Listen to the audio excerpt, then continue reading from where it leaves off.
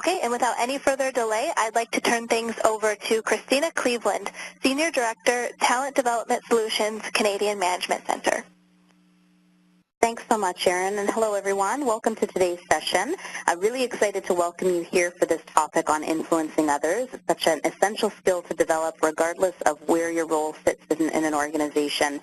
We're often faced with the challenge of needing to influence individuals, influencing our leaders, and even influencing friends and family members. So the skills that you develop today, I have no doubt, are going to be able to support you. For those of you who are new to Canadian Management Center, our focus is on preparing the next generation of leaders to thrive in tomorrow's marketplace. We are a talent transformation and development company, and we deliver programs across the country and also consult and work with organizations in a variety of industries and sectors to be able to support their talent development needs. For those of you who have participated in the webinar before, welcome back. You'll be familiar with this phase of us inviting you to join the conversation on social media. We do have our Twitter handle up on screen right now, and if you tweet insights from today's session, please use the hashtag CMC events to be part of that conversation. And as Erin mentioned, you will get access to a recording after today's session, so you will receive an email that will give you details of that, and through that you'll be able to see a visual of the slides from today's session. So you won't have to listen to just me today. You have the great pleasure of being introduced to one of our esteemed facilitators, Valerie Tremblay. Valerie is an experienced facilitator and consultant who focuses in and specializes in team building, communication, leadership, change management, as well as conflict management, so all disciplines that require your influencing capability. Val has experience working inside organizations as a generalist and in a leadership position managing in an HR function, all the way up through to being at the executive level as a vice president, and she's worked both within Canadian-based as well as multinational organizations. So I'm really excited to welcome her today so she can share her own experience and insights, as well as some key concepts that will help you develop your influencing capability. So Val, I'm going to turn the floor over to you. Thank you so much, Christina. Good afternoon, everyone. I'm really excited to be here. Such a large number of participants on the call today. My name is Valérie Tremblay. You might notice a slight accent. It's French-Canadian, so you might hear me put the emphasis on the wrong syllable a few times during today's webinar, and I say that with much love to my French-Canadian colleagues. My intention for today is to give you some insights around the topic of influence, and so I'm hoping that by the end of this call, you all have one action or one idea or something that you might want to try to move the needle for you on the topic of influence. On a personal level, I'll share with you right now that one of the reasons I'm trying to influence my husband to Airbnb one of the rooms in our house. And as we go through today's content, I'm hoping for myself as well to get some insights to get him to do just that. But I'd like to share with you a bit of a story, called it a prickly situation, and how I learned about the importance of influence earlier on in my career. And I want to give you that as context because I think some of the lessons that we'll be sharing in today's webinar really come to life when we look at them through the lens of what we could have done differently in a situation. So the context is this. I get my first promotion in a big organization. I'm a director for the first time. And there's a transformational project going on that has many different components. One of the components, and I'm going to give you some details because it helps to understand the context.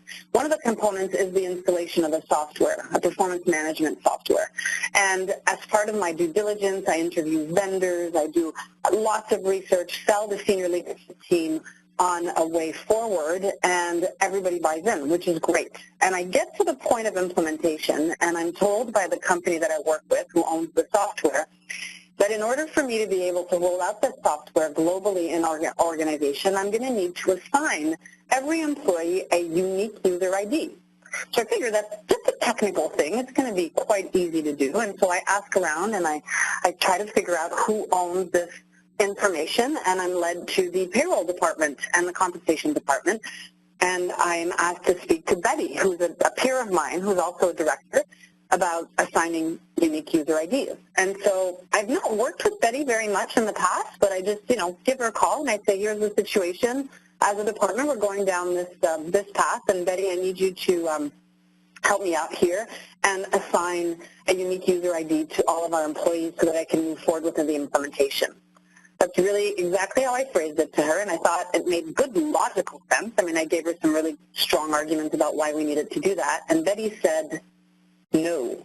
And I said, well, what do you mean no? And all of a sudden, I started feeling a little bit anxious about the situation, thinking to myself, if Betty doesn't help me with this, I'm not going to reach my goals. And that was the first moment, I think, where I realized the importance of influence and decided that I really needed to try another tack if I was going to get any movement here and meet my objectives. So I just want to lead in with that. I'll tell you how the situation unfolded a little bit later, but let's get into what we're going to cover in today's webinar. There's research that's done. There's best practices around this. And so I want to share with you some of the building blocks of influencing individuals to get to certain outcomes. I want to give you a bit of a roadmap so that you can get some ideas around how to do that best. Not everyone sees things the way we see things. There's a saying that says we see the world as we are, not as it is. That we all come to our jobs with unique experiences and filters, and sometimes these get in the way of our ability to influence. So we're going to talk a little bit about what's in your way and what you can do about this. Seeing the big picture will affect your ability to influence up. And as I teach this topic to people, I often find that managing up is a key component of influencing. People want to share some key messages with their bosses, and they're not sure how to do that in order for it not to be a career-limiting move. So we're going to talk about influencing up somewhat. And ultimately, if you can walk away from this webinar with a few strategies to help you involve your key stakeholders and get their commitment, I'm going to consider it a success. So let's go back to basics for a minute and define what influence means. If you were to look it up in the dictionary, just for all of us to get on the same page, we define influence as the capacity or the power of persons or things to be a compelling force or produce effects on the actions, behaviors, opinions of others. So a lot of times we're focused on what we want people to do, but you'll notice in this definition that there's also a component of how do we want people to think and how do we want people to feel? And that's an important question around the idea of influencing. Now, if I go back to my scenario, which I shared with you a few minutes ago, I had zero capacity to influence because my stakeholder, who was one of my peers, didn't really want to embark on the journey that I needed her to embark on. So I'd love to hear from you now. If we could bring up a poll, one of our first polls. I want to put this in context as much as possible. Who is it that you're struggling to influence? Now, these polls are anonymous. We're not going to tie them back to you, but we'd love for you to use the little radio buttons here and pick what comes to mind for you right now. Who are you struggling to influence? And what's the effect of that? What barrier is created for you here? Is it, like me, an impediment to you achieving your results? Is it low collaboration? People don't want to get on board with you? Are you not being as efficient and effective as you can because of efforts you're duplicating? Does it slow you down in terms of productivity? Is it just a morale thing? I say just, but it's much more than that. Is it a morale thing? If you can weigh in on this poll, take a minute here and think about your current influence scenarios. Yeah. So just a reminder that the poll is opened up on the right-hand side of your screen. So go ahead and select the option under question 1 and question 2. And then please make sure you just click on that submit button so that your responses come through to us. And we'll close out the poll and get a sense of where we are for those of you participating today. And we realize that on any given day, it could be all of the above in terms of some of these options. So just think about a current scenario, something you're dealing with in the moment, and let us know who you're struggling to influence, because it could be up in the organization, across, and certainly down. So Erin, maybe if we can go ahead and close out the poll, just to see where the results netted out for us. So it looks like the majority of us participating today is selected option D, people I don't have formal authority over. Second to that was my leader or senior leaders, so managing up. And then the barrier that creates, looks like the majority are indicating, Val, that they are not able to achieve results or they're seeing the impact of slowed productivity, and certainly demotivating came up as a barrier. Wow, I feel in really great company, Christina, because I'm totally thinking back to my scenario, and that was exactly it for me. I did not have any formal authority over my peer, and I think I called her Betty at the beginning of the webinar, and now I was trying to protect her name and not call her her real name, so we'll call her Betty Diane. I don't know what I said, but I didn't have any formal authority, and at the same time, when I went, just so to give you a little bit more information, when I went to see my senior leader about it, the fact that Diane wasn't collaborating, what I got as a response is, you're both directors, figure it out. So I also had a second influence strategy, or influence dilemma here in trying to influence my senior leader, and I could absolutely agree with these poll results as well. Makes it hard for us to achieve results and can feel very demotivating and slow us down. So thanks for your responses in the polls. You know, interestingly, we can see from your response why influence matters, right?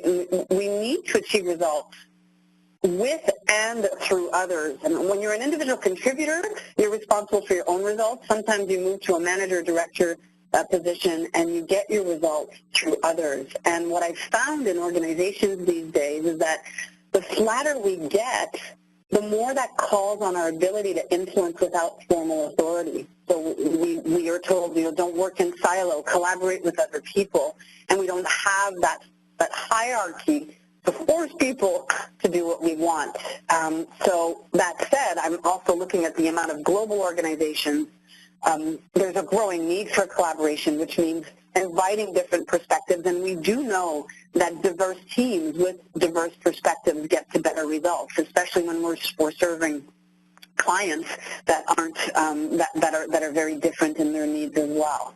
And so I'll add to that the context in which, the economic context in which we're in, doing more with less. I'm sure many of you are asked to do this on a daily basis, and that leads to you finding ways to be more efficient.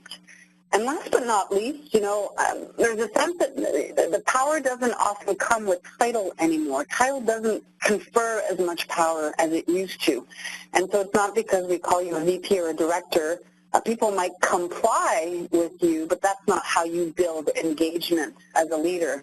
You build engagement by creating you know, the necessary collaboration with people. So I want to share with you now one of the most common misperceptions around the concept of influence. So Christina, thank you.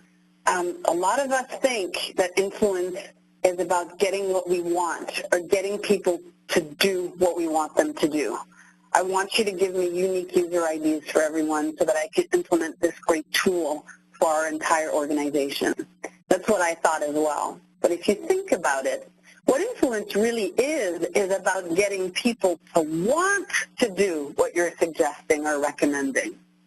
Let me say that again, because there's a big insight for me. Influence is not about getting what you want. Influence is about getting people to want to do what you're suggesting or recommending. And so if you think about where that starts, that really starts with understanding the needs and the interests of the people that you're trying to influence. So I'm sure everybody could use the chat here for a minute. Before we go there, Christine, I'm just interested in hearing people in the chat box. What's the difference to you between influence and manipulation?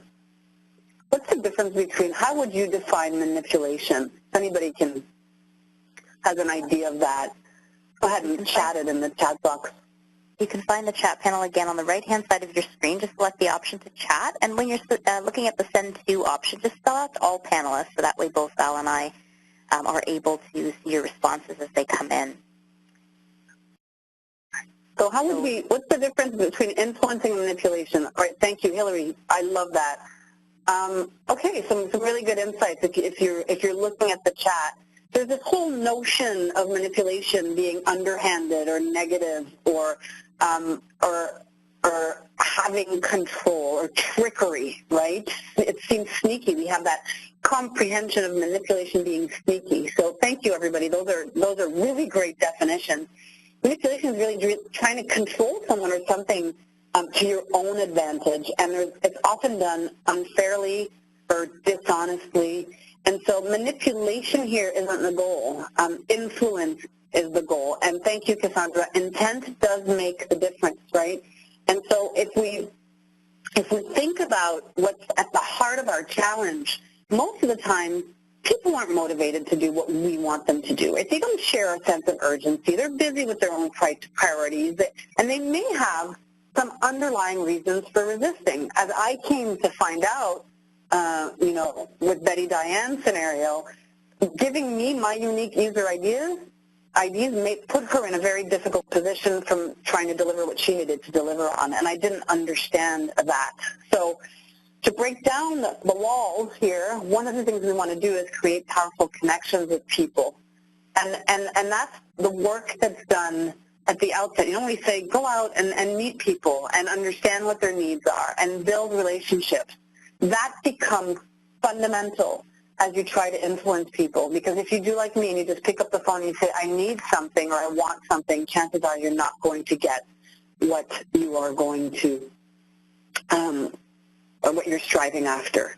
So what you're seeing on the screen now, Dr. Mark Goldston's a friend of CMC, and there's a concept that he introduces in his book, Real Influence. There's a little picture of it on the slide.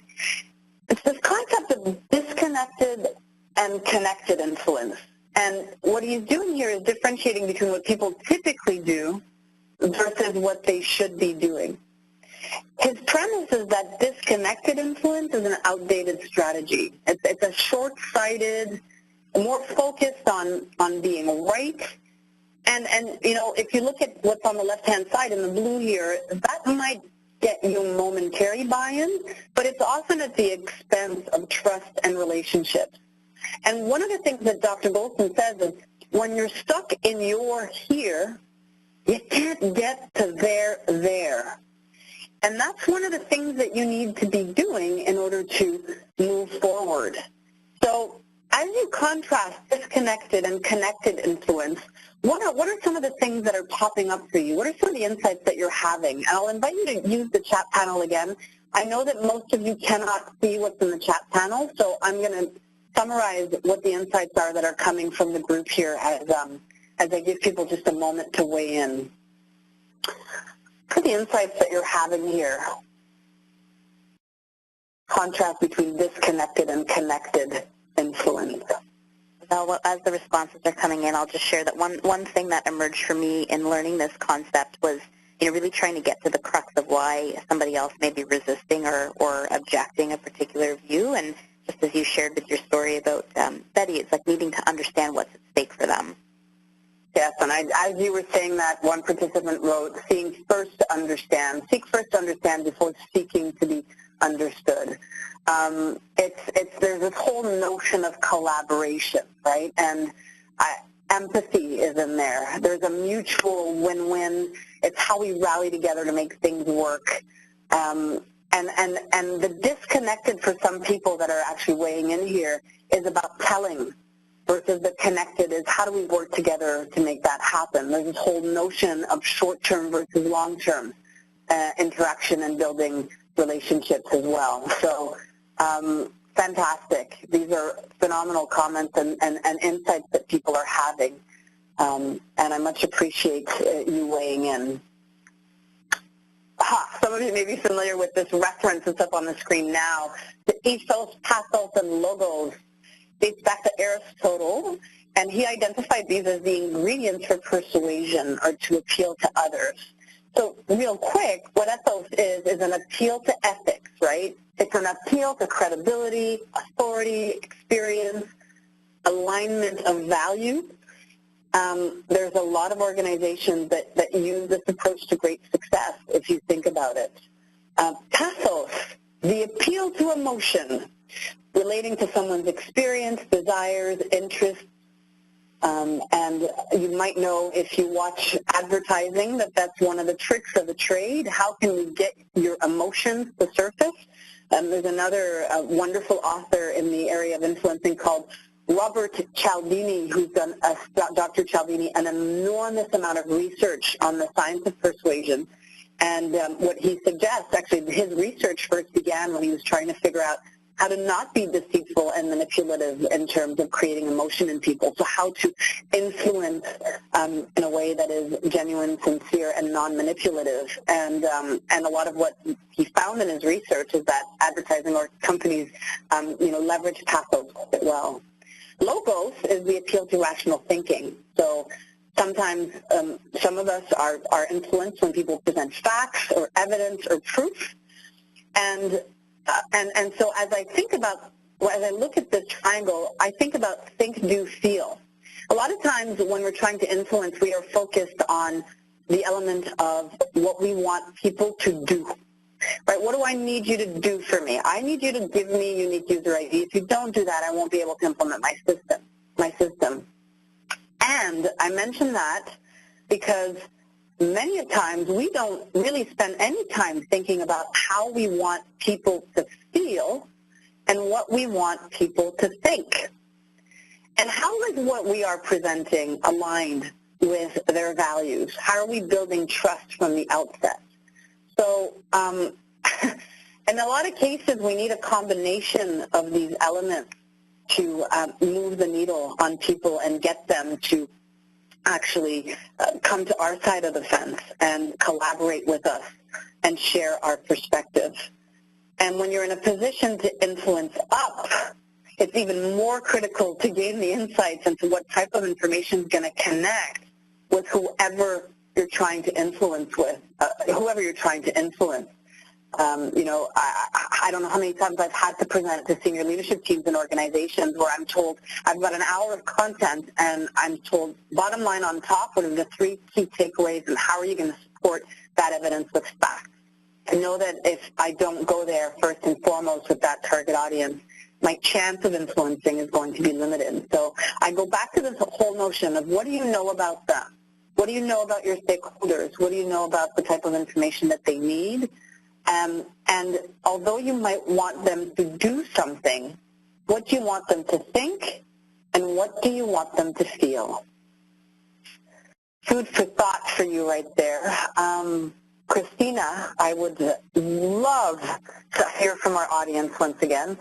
What is your main challenge in influencing others? Is it people stuck in their own position? Is it perhaps miscommunication or misunderstanding? Is it a question of turf wars or silos? Are you realizing perhaps that you lack familiarity with who your audience is? Or is it maybe resistance to something new? Maybe, like Christina said earlier, maybe it's a bit of everything. Talked about who you're trying to influence and what happens when you can't, trying to influence your peers and your senior leadership. But what happens? What's getting in the way of your ability to influence? Let me give you a minute here to answer this poll. So again, just a reminder, it's opening up on the right-hand side of your screens. And once you selected your option for what your main challenge is, just don't forget to click on the Submit button so that we can get those responses in.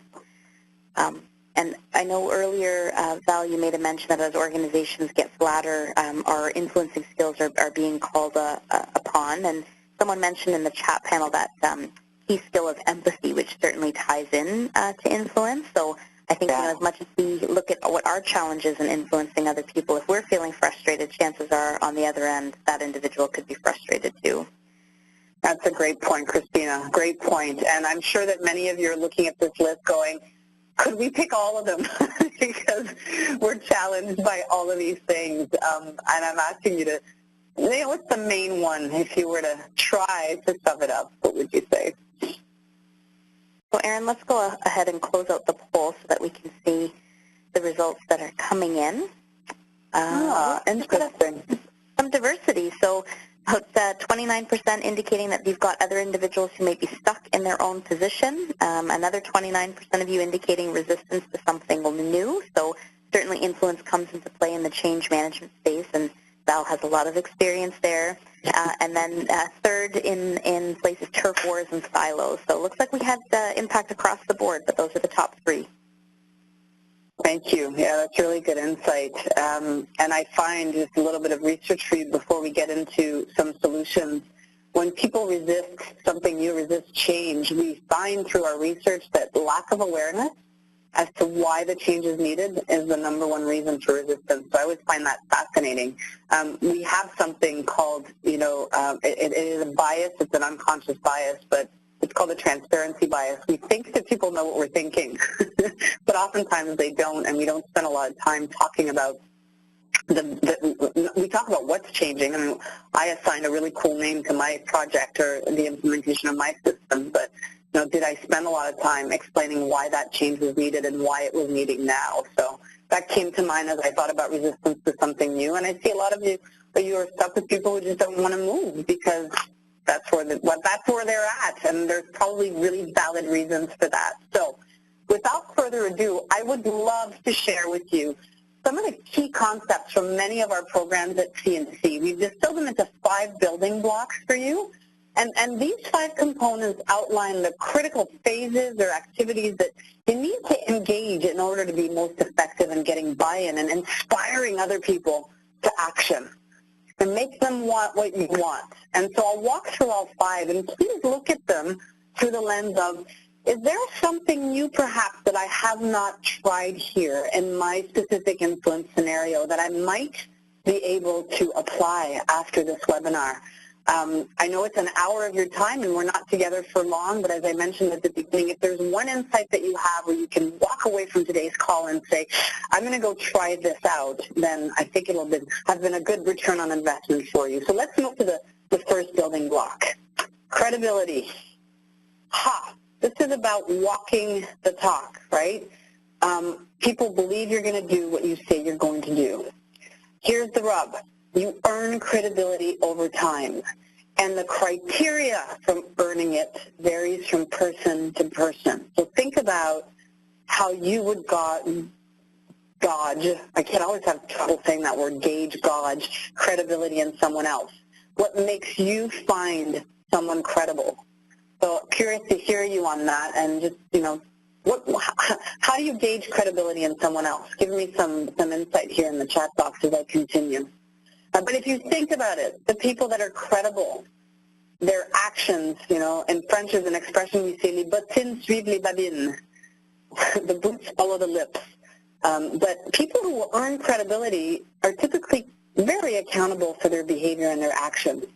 And we're very confident in people who have built strong credibility with us, whether it's through their emotional quotient, they're genuine, they're sincere, or whether it's through the facts that they've been able to give us, whether it's the way they lead by example, and a lot of what I'm seeing you comment on is that there's, when people follow through, that really gives them credibility. And when they can't follow through and they give you a heads up so that you can find a plan B or work with you to find a plan B because life happens, that also buys credibility. So we're usually very confident, if you think about it, about people who built strong credibility with us. We take what they say at face value. And what diminishes credibility is not following through, obviously. Some of the things I'm seeing in the chat is people that are focused on their self-interest and withhold information, that don't really explain to you why they need, and what's in it for you, actually. People who aren't transparent about their intentions. If there's not that relationship built there, that might lead us to wonder if they have ulterior motives or trying to be manipulative. People who aren't accountable. And last but not least, to go back to that concept of seek to understand before seeking to be understood, people who are closed to input are oftentimes people who, the people who pretend to know it all. That impedes our ability to find them credible. So bottom line, if I think back to my scenario, I definitely had not spent a lot of time trying to build credibility with Betty Diane. I think the second time I called, when I called her, it was the second phone call I had made to her, so that was really an impediment for me. But when you have credibility, it creates safety with others because they're more open to share information and insights. And it takes a while to build that. I started my career as a junior consultant, and I remember oftentimes paying close attention to what your partners were saying that they wanted or needed. And when I could make a link between information that I had, I often gave it freely. I would send an email and say, hey, I read an article about this, and you mentioned it yesterday when you were giving us that lunch and learn. I thought you might be interested. Or I heard something about a client here that might be of interest to you, and sharing that information openly over time helps you build communication, influence, sorry. Let's move on to our second building block. Curiosity. What does that mean? Well, do I have a genuine interest in other people's perceptions and perspectives? How am I able to see things from their point of view? What kind of questions am I asking to gain insights and gather information? So again, I go back to this concept of seeking to understand before seeking to be understood. If you can start from a position of being curious, you might have a more objective view and a willingness to understand and listen. Had I picked up the phone that day and said to Betty Diane, hey, curious to know what are some of the challenges that you're facing right now in your world, it might have, what are the factors that are impeding your ability to deliver results? And which one of these are important to you? And why? Had I started out just by asking some open-ended questions and trying to view the world from her lenses, it might have been easier for me to position my ask down the line. So, again, there needs to be intent here, absolutely intent. You've got to intend to be curious and not do it in a manipulative way. Sometimes, if I think about it, there's invisible barriers at play that really require us to deepen our understanding so that we can move forward. Had I done that, I would have understood that Betty Diane, with the unique user ID, would not be able to hold. She was responsible for compensation. We were doing a lot of things on spreadsheets, and the way she mapped all of the information together in her world made it really difficult for her to be able to give me what I wanted. So obviously, sometimes if you're influencing up, I want to go back to all the people saying I need to influence up here.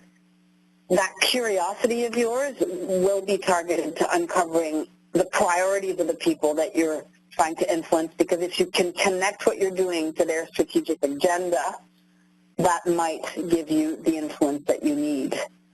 So what could diminish influence? Well, not inviting input from other people, telling, not asking, not being open to new ideas, lacking awareness of the context in which they're operating.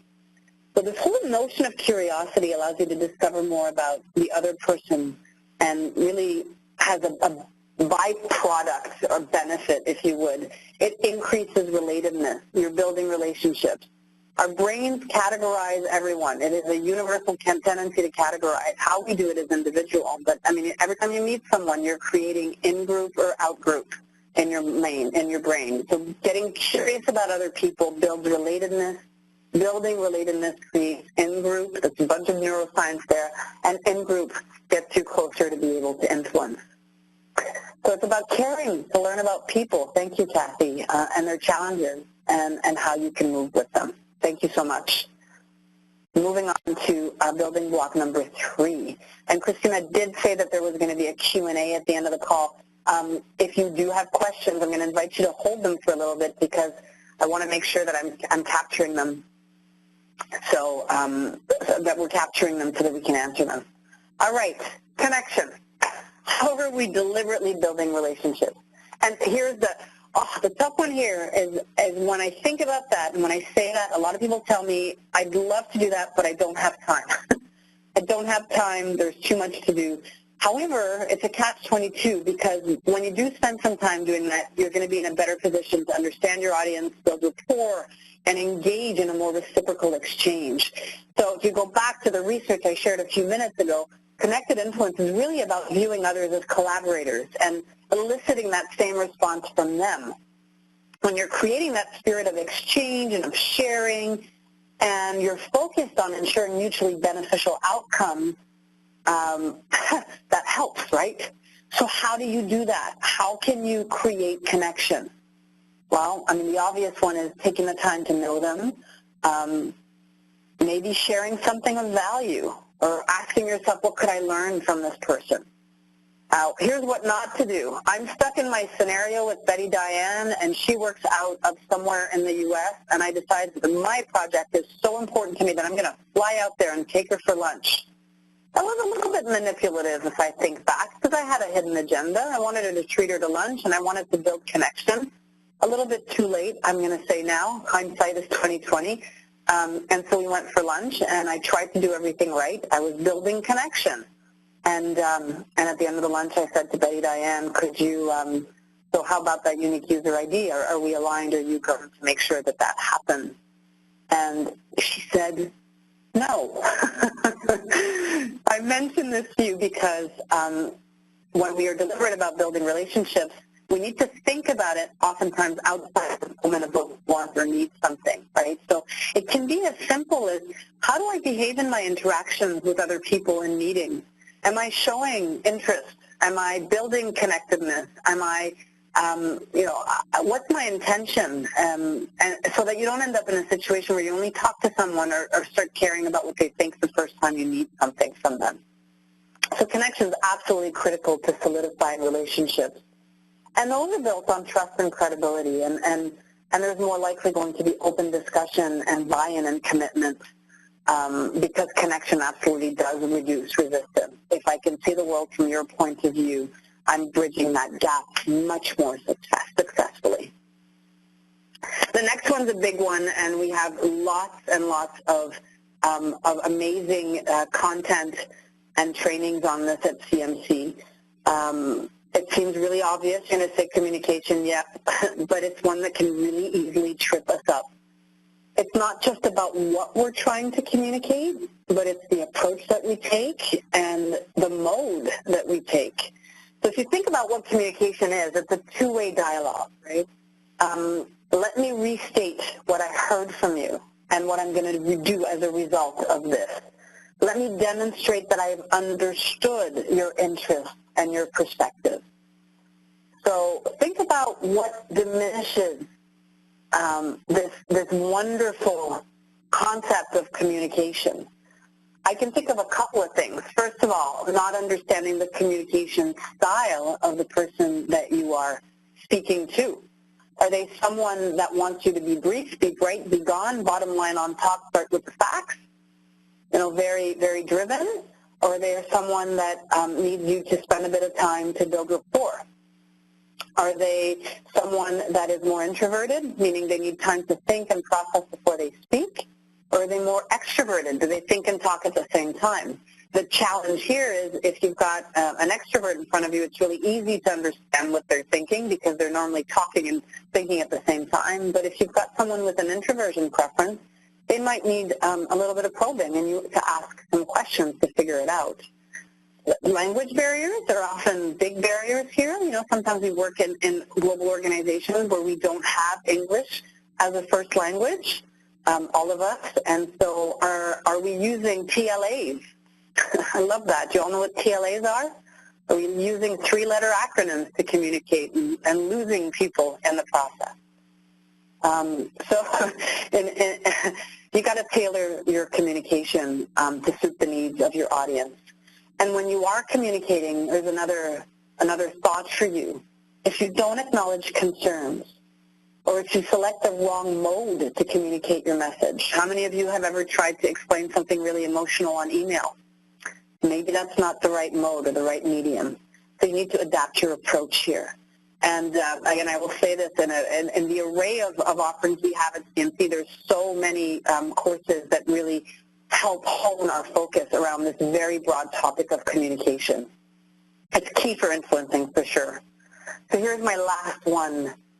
Yeah, somebody just chatted about, thanks Hillary, body language speaks volumes. We communicate with our words. There is, lots of research that's done by Mr. Mehrabian, Dr. Mehrabian around communication. The words are the smallest part of it, especially in an area of conflict. We communicate with our body language and with our tone and with our pace significantly. And if you think about email as an asynchronous form of communication, I will not go down that rabbit hole. I know I could, but there's so much to say about that. All right. Finally, my last building block is commitment. So I define commitment as a desired outcome of influence, right? So it's about what you're going to do, and it's also about what the other person is going to do. So big picture, this is really about increasing willingness and getting engagement and increasing support and achieving buy-in and following through. So when you've understood the person's perspective and when you've shared yours, you're really open to working together to create a unified vision, and that helps people see how you can work together towards the same goal. Here's where the trap you might not want to fall into. You stop once you get what you want. So let's say that, you know, I get Betty Diane to give me that unique user ID, and I never collaborate with her again. I might get her to comply once. I'm diminishing the long-term ability to influence. Pushing people to commit before they're ready. That's another big one. I know that we all work in organizations with a high sense of urgency. Allowing people to pause and reflect and come to their own insights about why they need what you need is a very powerful way to get long-term buy-in or commitment. And so, you know, even though it might lose you a couple of hours, sometimes saying to the person, look, I want to give you some time to think about this tonight and make sure that you have all the information that you need. Can I come back to you tomorrow and see, you know, what else you might be needing to be making an informed decision? Might be best than trying to push the envelope. And sometimes you might find when you're influencing that you're not going to get to your ask all the way, right? You might not get to the overall ask immediately. And so are you moving the needle forward in a positive direction? What's one step forward you can get the person to make? One more thing around commitment. Are you only serving your interests, or are you making sure that the interests of the person that you are trying to influence are also served? And so overall, that commitment factor is not just about getting buy-in, but it's also about following through on what you said you were going to do. And that feeds back into credibility. You can see all these linked together. Got your commitment, am I going to follow through? Ultimately, your actions either build or they erode your reputation depending on how you show up through the process and how you lead people to commitment. So 5 building blocks, and I mean, these are really, if you think about building a house, this is the foundation piece around how you build your influence. And I'd love to take a moment and hear from you as I was talking you through these.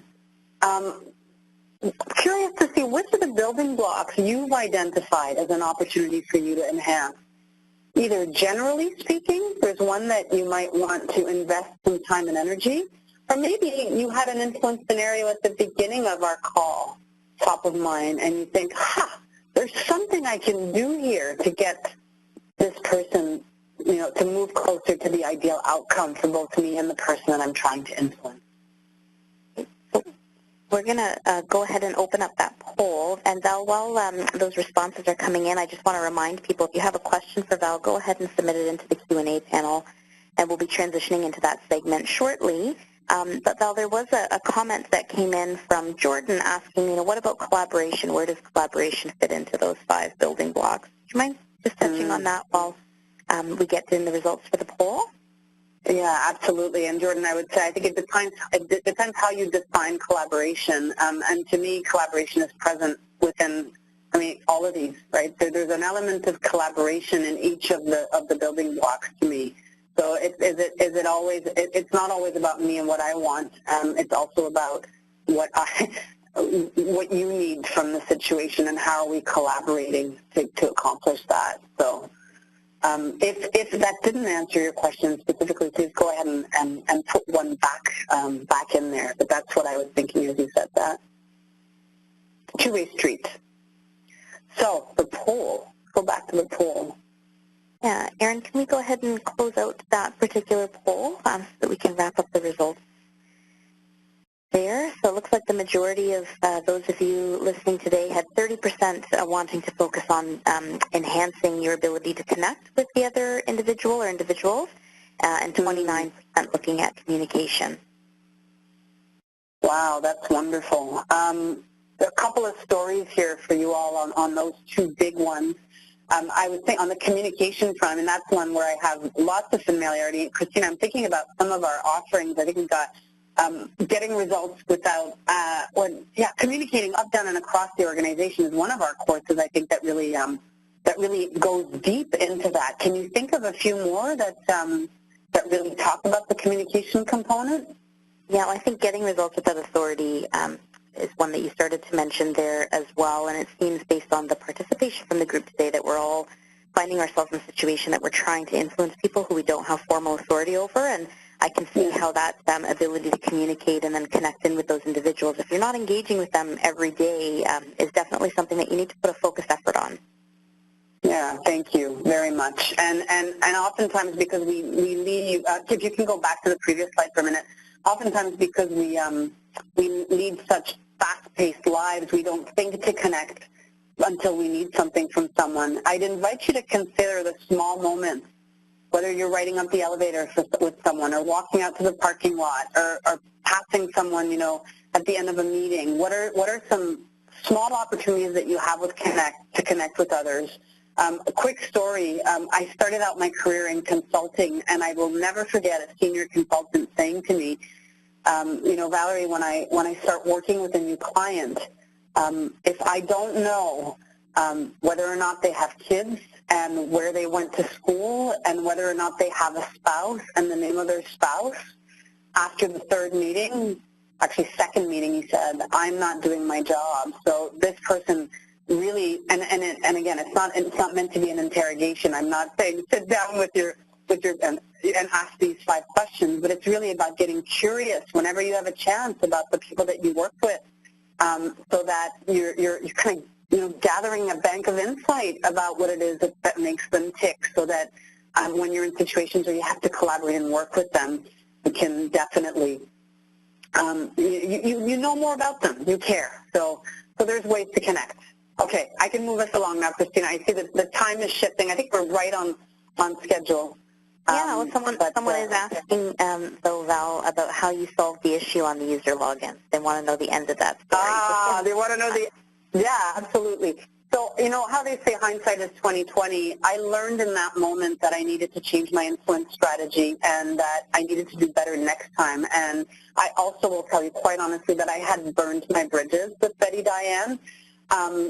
It cost me a lot of time. It cost me a lot of effort. It cost me a lot of energy, because I did things the wrong way, but sometimes that's where you learn best, right? So my project was delayed, and how I ultimately managed to solve my situation is I read up about influencing. I tried to see what I could have done differently. I had a conversation with a coach, and when I saw that, I had really burnt my bridges with her, I started asking around me, my colleagues, the other directors in the organization, following these principles with them to figure out, how my solution or my unique user ID and what I was implementing might help them with their work. And I did my homework there, and at one point there was enough people at my lab, like in our peer group, that were bought in to the solution that Diane had to make a shift. So interestingly, because I had burnt my bridges, I had to find a workaround, and the workaround came from really gathering or influencing more intelligently and more collaboratively my peers around me to get her to move. All that to say, though, I could have done it a lot better and a lot more effectively had I known then what I know now. And if this topic interests you, I will say, for me at least, they call me the influencer now at work, so I think I've mastered some of these skills pretty well, and it's served me beautifully in my career. Again, as long as it's not in the manipulation sphere, it can be helpful. So that's the end of the story right there. So that ends the rebroadcast portion of today's session, but now we get to move into the live Q&A. This is Tanya Cervoni speaking with Canadian Management Center, and I'm going to be facilitating this Q&A section. So if you haven't yet asked a question and you have a question you'd like to ask, Happy to take a look at that now. Before we get into the questions, though, I just want to acknowledge those of you that have been participating in the chat panel during our rebroadcast. We do see your comments and questions, so shout out to Diana. She was putting in some really interesting comments around, being sure to communicate the WIIFM, the what's in it for me. She also used an interesting phrase, strategy before technology. So she says, explain the why before you get into the how. So with all of us stressed out, busy, how frequently do we just jump to how and jump right over the why? And she also made another comment, make employees part of the decision-making process.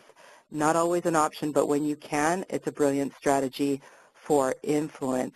Madhulika was also saying, when we were talking about curiosity, saying, this building block shows that you care. Absolutely. One of the powerful things about questions is showing that you care and you're truly interested in. Warren, to that point, made a comment, curiosity appears to be lost in business today. Everyone is too busy. And finally, I want to comment on Alexandra's comment. I feel you, Alexandra. Conspiracy, she says. The conspiracy theorists don't seem to wait to hear others' views or even facts. It may be fear of the unknown, or they feel their theory is right. So it's true. There are those folks who just seem to not want to listen. And that segues in nicely to a question that is here in the chat panel that I want to address. So, Paul, I'm just going to try to scroll up here one moment. Bear with me. And the question is around, actually, there's a couple of questions. I think I can put these into a theme. How do you deal with overcoming objections or pushback when you're trying to influence someone? So again, I think it gets back to what Valerie was saying, and that is, seek to understand first. Sometimes the person that you're getting resistance from isn't just looking to make your life miserable, although it can feel that way in the moment. They're not just trying to be difficult, but there's often a clash between their mental model and what you're proposing. So your role, again, is to be very curious and see if you can discover what's behind the resistance. So there were comments in the chat panel that it's often fear. I think that is very accurate, and that's why it can also be very tricky to figure out what's behind there. So I'll give you an example. A former colleague of mine was giving quite a bit of resistance about adopting a new software program for some of the reporting we were doing in a previous organization where I worked. And if I had simply asked her a why question, which remember Val mentioned why questions can create defensiveness, like why do you have so many objections, or why are you giving me all this pushback, we probably would have got in circles, and she would have just have found reasons to defend her position. It was only after I really stood back and looked at the situation from her perspective, and I combined that, to be honest, with what I knew about her and did a little bit more digging about what motivates her, that I had this insight that shifted the conversation. I realized that she was someone who was really skilled at using the old program, and she was also highly motivated by being viewed as a subject matter expert, and she was also very motivated by status, which in this case was linked to her being an expert. And when I acknowledged her expertise, and I recall telling her that actually I wanted her to play a lead role in learning the new software and teaching it to others, she began to kind of open up. It wasn't sort of like a, jump, hooray kind of thing, but she, I think, opened up her listening. So to summarize, behind that resistance is often fear. It's fear of losing something. So if you can discover what that fear might be and create a safe place for people to share that, and that safety comes through that connection, right, one of our building blocks. And remember the think, feel, do that Valerie mentioned. What do you want the other person to think, to feel, before you get to the do? So I wanted my colleague to think she had some input and control over the situation, and I wanted her to feel that she could maintain her status as an expert, but ultimately I wanted her to help me, for her to get on board and for other people to get on board with the program. So I'm going to just take a look at what other questions we have here in the chat panel.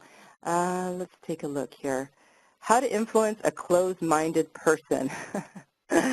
Well, Again, I think to build on what I said, some people, some people are going to be a little bit more work than others, but certainly look at what you can control. What's important to that person? Is there a way to get them to engage with you? So is it something like Valerie was saying, maybe you can share something of value with them. Sometimes these people need to feel important. So is there a way you can position this as to leveraging something that they know that you need to know? How can they help you? It's really about trying to create the safety to understand why is this person, closed. Let's see here. There's another question coming in. Sorry, 1 second to read it. So I'm in an organization where a significant disconnect between departments. For projects, we would invite people to come, and they wouldn't, citing that they're too busy. However, they don't want other people to work on the Okay, the question got cut off. So I'm not exactly sure what the rest of that sentence was, Shirley, so feel free to complete that. But what I'm understanding is there is a disconnect between departments. So how often do we see that happen, right? We've got silos, and people don't reach out until they need something.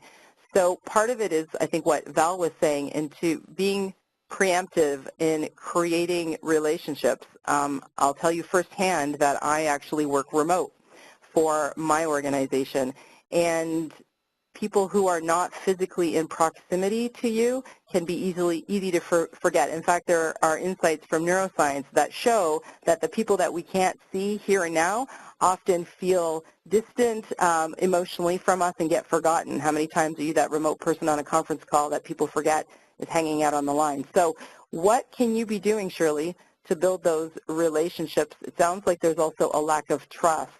So when you look back at those 5 pillars, is there something that can be building that credibility, that connection, and that trust so that those folks, and maybe it's not work-related. Like, I don't know what your organization does, and if there's opportunities to bring these people together outside of just a work agenda. I know we're busy, but one of the things, one organization that I worked for in the past would have a corporate fun day. Sounds cheesy, but I can tell you that it went a long, long way towards driving collaboration. We just did fun things together, created relationships, and in fact, some of my very best friends to this date came from people I met in a corporate fun day versus through the project that I worked on. So I hope that's helpful. Another question here, how do you deal with people who say they're on board with your ideas, but then they don't follow through? Okay, excellent question. So we might be getting into the dangerous territory of passive-aggressive behavior, and it may require you to have what we like to call at CNC a critical conversation, which, by the way, if you are potentially thinking about taking any of our courses, we do have a lot of opportunities to practice this, because this is a skill not easy to master overnight. So it can be difficult to address that person without invoking a threat response, but it's a really powerful question. Can simply be something like, what do you need to move forward? Okay, so this person said they're on board, but then you're not seeing the action. So what do you need to move forward? That takes the focus away from them failing to act and gives them the space to speak up if there's something that they need or if there's a barrier. And another great question that comes from the land of coaching is, what's one thing you can commit to doing towards this project, by the end of today, by the end of the week, etc. And if you can get them to commit in front of even other people, that's even better. I'm just noticing that the time is flying by. I'm sorry I can't get to all of your questions, but we do have some great resources that we can share on our website, and we also have a special offer for those of you who are joining us today. So you can see the courses that Val and Christina were talking about that are being offered, and you can take advantage of this if you act before March 5th. Wanted to also remind you to visit our website at cncoutperform.com. We have free resources for you, so if we can provide additional information on this topic, then we're happy to support you. So check that out. Finally, for those of you who are looking to get your one PDU, here is some information that you'll need to get that accreditation with the Project Management Institute. This information is also available in our recording, so just take a moment to jot that down. Finally, we would love to hear from you. We will be monitoring the chat panel. What other webinar topics are you interested in? We are inspired by what we can provide that will help you outperform in your job. So before you disconnect, feel free to let us know what would you like us to be talking about. And with that, I want to sincerely thank you for taking the time, for your questions and your participation, for being with us today. And I wish you a fantastic rest of day, and be sure to join us back soon. Take care.